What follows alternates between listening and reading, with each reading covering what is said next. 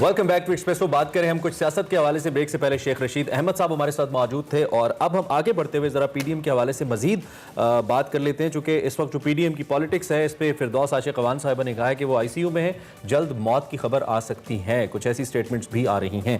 खैर बहुत सारी मीम्स भी बनी, जैसे कह रही थी पीडीएम नहीं रहे, इस तरह की बातें भी। लेकिन क्या वाकई नहीं रहे और क्या वाकई हुकूमत को अब रिलैक्स हो जाना चाहिए पहले से ज़्यादा, इसी पर बात करेंगे। हमारे साथ कामरान यूसुफ मौजूद हैं, सीनियर साफ़ी और एंकर पर्सन। उनसे ज़रा राय लेते हैं। कामरान, बड़ी शॉकिंग न्यूज़ आई कल। हम एक्सपेक्ट नहीं कर रहे थे कि बिल्कुल इस तरह से क्लियर कट एक सूरत हाल आ जाएगी और लॉन्ग मार्च के साथ पीडीएम की पॉलिटिक्स भी खत्म होती नजर आएगी या पीडीएम का वजूद भी खतरे में नजर आएगा। आप कैसे देख रहे हैं कल की डेवलपमेंट को? देखिए, सियासत में कोई हरफ आखिर नहीं होता। यकीनन कल पीडीएम और उनके जो सपोर्टर्स हैं उनके लिए एक अच्छा दिन नहीं था। क्योंकि ये बात तो सारों को पता थी कि पीपल्स पार्टी इस्तीफे देने के हक में नहीं है। वो उसे न्यूक्लियर बॉम्ब के ऑप्शन के तौर, यानी कि लास्ट रिजॉर्ट ऑप्शन के तौर पर इस्तेमाल करना चाहती है, और ये कोई नई बात नहीं थी।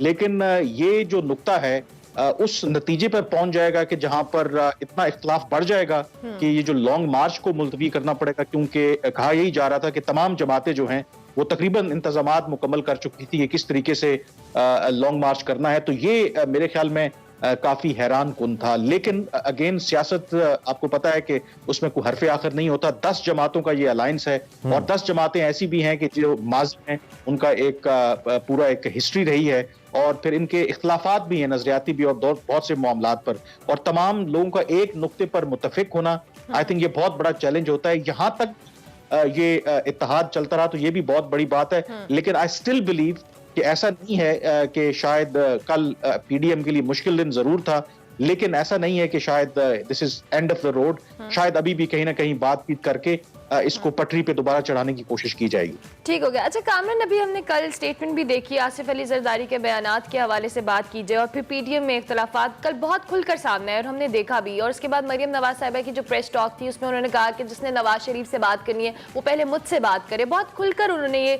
वाशगाफ अल्फाज में जो कहने एक मैसेज कन्वे किया। किस तरह से देखते हैं आप जिस तरह से इख्तलाफात खुलकर आए? और ये अभी शेख रशीद साहब भी हमें कह रहे थे कि ये सब इमरान खान के अगेंस्ट इकट्ठे हुए थे, ये आपस में इकट्ठे नहीं हुए थे। देखिए, शेख रशीद साहब तो यकीनन यही कहेंगे।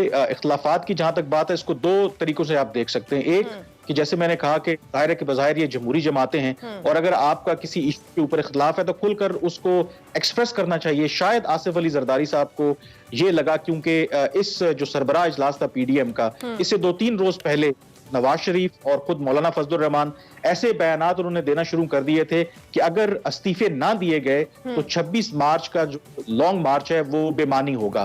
तो शायद आसिफ अली जरदारी साहब को लगा कि ये एक अब शर्त रखने जा रहे हैं कि 26 मार्च को अगर लॉन्ग मार्च करना है तो इस्तीफे देना पड़ेंगे।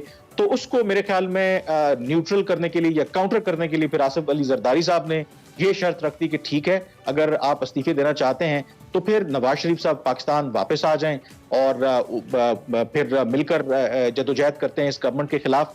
तो मेरे ख्याल में ये दोनों तरफ शायद गुज़िश्ता 2-3 दिनों में कुछ ऐसा हुआ जिसकी वजह से बदएतमादी की फिजा बढ़ी और नतीजा यहां तक पहुंचा। बहरहाल ओवरऑल आई बिलीव कि अगर पाकिस्तान के कॉन्टेक्स्ट में देखें तो कोई भी जो धरने होते हैं, लॉन्ग मार्च होते हैं, उससे आपके सियासी अदम इस्तेहकाम आता है। तो उस कॉन्टेक्स्ट में देखें तो मेरे ख्याल में पाकिस्तान के लिए बेहतर ही है अगर जो भी मसाइल हैं, जो भी इश्यूज हैं, बेहतर है कि जो अप्रोप्रिएट फोरम्स हैं उन पर बैठकर बात की जाए। ठीक है। कल नवाज शरीफ साहब की जो एक प्रेस टॉक सामने, साफियों ने उनसे लंदन में बात की और उनसे पूछा कि आपको नहीं लगता कि जरदारी साहब ने हाथ कर दिया आपके साथ, आप इसको कैसे देखते हैं? तो उन्होंने इस पे कमेंट करते हुए कहा कि जैसे आप देखते हैं इसको मैं भी वैसे ही देखता हूं, और कहका भी लगाया इस पे, जिससे लगता है कि वो भी आप कन्विंस हुए हैं। और दूसरी जानिब जो जरदारी साहब की एस्टेब्लिशमेंट के साथ डील की बातें हो रही थी, बड़े बड़े तज्जियाकार कह रहे थे कि कहीं ना कहीं कुछ ना कुछ है जो कुक हो रहा है। अब कल के वाक़े के बाद आपको लगता है कि ऑब्वियसली देयर इज समथिंग, और आने वाले वक्त में पॉलिटिकली पीपल्स पार्टी को शायद इसका फायदा होता नजर आएगा? देखिए, सबसे पहला तो बेंचमार्क ये, कुछ लोग ये कह रहे हैं कि शायद ये ना हो कि यूसुफ रजा गिलानी जो है वो चेयरमैन सेनेट बन जाएं। आपको पता है कि अभी जो इशू है मुतनाज़े है, अगर तो वो चेयरमैन सेनेट बन जाते हैं तो फिर इन बातों को तकवीत मिलेगी कि कहीं ना कहीं एस्टेब्लिशमेंट के साथ जो बातचीत चल रही है उसका फायदा पीपल्स पार्टी को हुआ है। और ये बात अपनी जगह पे मौजूद है कि एक पुराना तरीका है कि डिवाइड एंड रूल, और अगर आसिफ अली जरदारी बाकी जमातों के साथ मिलकर नहीं चलते तो जाहिर है कि फिर पीडीएम का जो बुनियादी मकसद है या जिस तरीके से वो ऑब्जेक्टिव अचीव करना चाहते हैं वो खत्म हो जाता है। तो इन बातों का कभी इम्कान है और ये हुकूमत को भी सपोर्ट करता है। और कल अगर आप देखें तो बड़ी अजीब बात है कि कल इवन तहरीके इंसाफ के जो लोग हैं वो आसिफ अली जरदारी को बड़ा असूल पसंद और बड़ा जमहूरियत पसंद तस्वर कर रहे थे और कह रहे थे कि बड़ी जबरदस्त की पॉलिटिक्स है। तो उनका भी कोई हाल नहीं है कि जरदारी साहब को वो चोर भी कहते हैं, उनको करप्ट भी कहते हैं, लेकिन कल उनके मतलब की बात ही तो आज जरदारी साहब उनके लिए असूल पसंद भी हो गए हैं। तो ये सियासत में तमाम बातें, एक तमाम जमातों का, पीडीएम का अपना मौकफ और एक जो इनफरादी तौर पे हर जमात का जो मफादात हैं वो यकीनन उसके लिए कर रहे हैं। लेकिन मेरे ख्याल में जो पाकिस्तान के असल जो इश्यूज हैं, क्या इससे पीडीएम रहे या ना रहे, जो असल अंडरलाइनिंग इश्यूज हैं क्या वो हल हो गए हैं या हल हो जाएंगे? बिल्कुल भी नहीं हुए। अगर सियासी सतह पर कहें, जो ग्रीवेंसेज हैं इन ऑपोजिशन जमातों के, जो समझते हैं कि ये इलेक्टेड हुकूमत है, जो चाहते हैं कि इस मुल्क में सिविलियन सुप्रीमेसी होनी चाहिए, ये जो मामलात हैं ये इट्स अ लॉन्ग हॉल, ये लंबी बैटल है और ये पीडीएम होगी या नहीं होगी अपनी जगह पे रहेगा।